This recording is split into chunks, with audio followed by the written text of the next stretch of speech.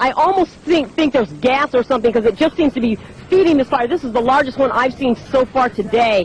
Police response was no response. When the riot started, the police tried briefly to try and do something about it. They got overwhelmed, and it was a command decision to pull back. And it was almost like, let them destroy themselves, let them kill themselves, let them do whatever they want. We'll just make sure they're on the perimeter, they don't move out of this area. And that's basically what the police did. I talked to two of the people who were among the gang people who were at Florence and Normandy, and when the police retreated, they assumed the police were going to come back and force. I mean, they may have been thugs, but they weren't stupid, because they were what they were going to do when the police came back and forced us. They were going to leave, as anybody in their right mind would, but the police didn't come back. While the mainstream media was busy covering the massive burning and looting in Los Angeles, the Korean ethnic media was reporting the human stories of how the Korean merchants were caught completely off guard. They had to witness the years of hard work go up in flames literally within hours. There is no doubt that Korean Americans were targeted. On this one street in South Central, black businesses on one side of the street were spared, while Korean businesses on the other side were wiped out. The riot that ensued was a race riot. People were targeted on the basis of race. Black people put on their stores or their doors, black-owned, blacks live here, and were left alone. Several minority communities were targeted. There were 58 people, of course, murdered. But the main brunt of the attacks was the Korean community. I think 2,000 Korean businesses were destroyed. A statistic that was, if it was appeared in the press, was wildly underplayed. This in South Central LA, Crips and Bloods stop fighting, because we got a real fight going on right now. 42 years down the drain. I mean, can't people realize what they're doing is wrong? This is not the way to overcome racism. 헬리콥터가 뜨고 우리 종합은 프론트맨에서 지네들이 더 무섭고 더 먼저 도망을 가고요.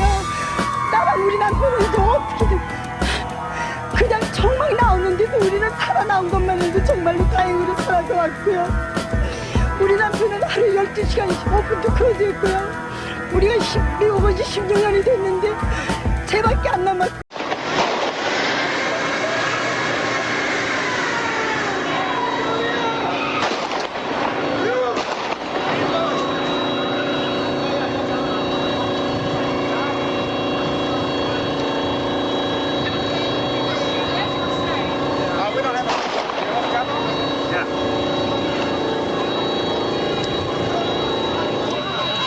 We go live?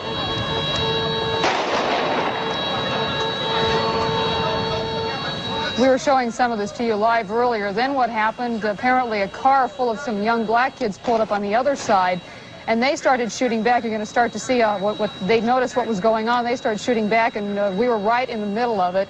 It all happened so quickly. To tell you the truth, I thought they were blanks at first. I couldn't believe that these guys had actually pulled out loaded guns, but they were. There were bullets flying all over. And here you can see, this is where they see the cars pull up and they start to shoot back. And they start to take cover, realizing, I think, what they had started there, but there's just a simmering point, and they boiled over. The Ultimate Looters Defense. We are on Olympic Boulevard in Koreatown at the Olympic Discount Store. There are 28 men, armed men, everyone with guns, on duty 24 hours a day, they tell me, protecting this store. They have done such a job here, they won't let me in, they won't let anyone in. You can see this is surrounded by a gate, and if Laurel can take the camera and pan across, there are men in cars, there are men with, every single person is armed here, and they walk back and forth across the roof, down around behind. There is no question for anybody going by this store that this store is protected. I asked one of the security men to find the owner for me. He told me the owner was not here.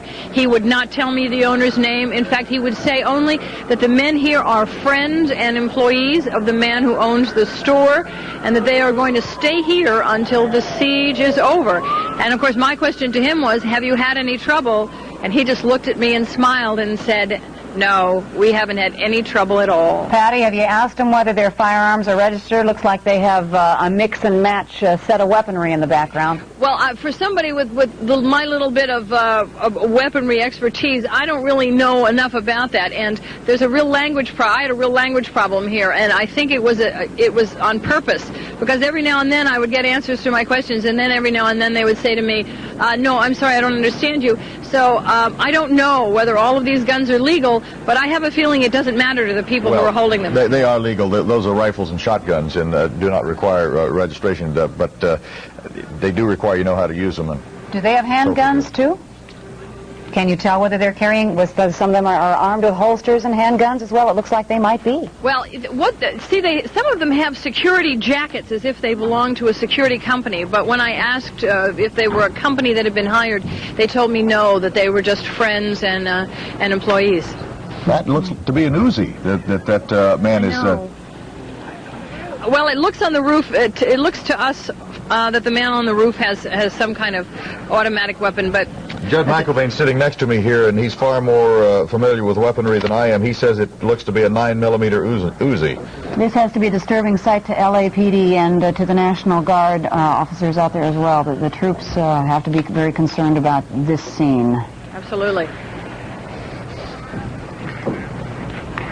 All right, Jody Baskerville is now surrounded by fire. She's been trying to retreat from the position. Let's go and see where she is now. Jody, are you all right? Yeah, You saw Patty Ecker was at a location from arsonist there. Let's go back to Patty and check in with her. Well, Michael, as you can see, they're getting ready for the curfew also. They have now arranged their cars, doors open, lights on, so that will be their night protection. There are still, by my count, 28 men here, all of them armed.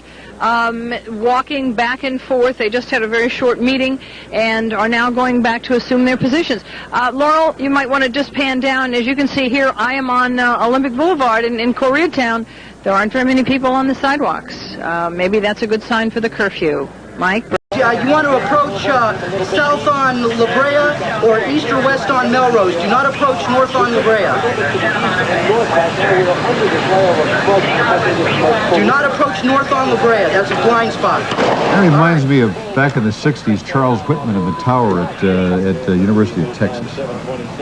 Look at this guy. It doesn't look like he's defending a store or anything. It just looks like he's taking pot shots, doesn't it? He looks like a wacko with a gun to me. Yeah.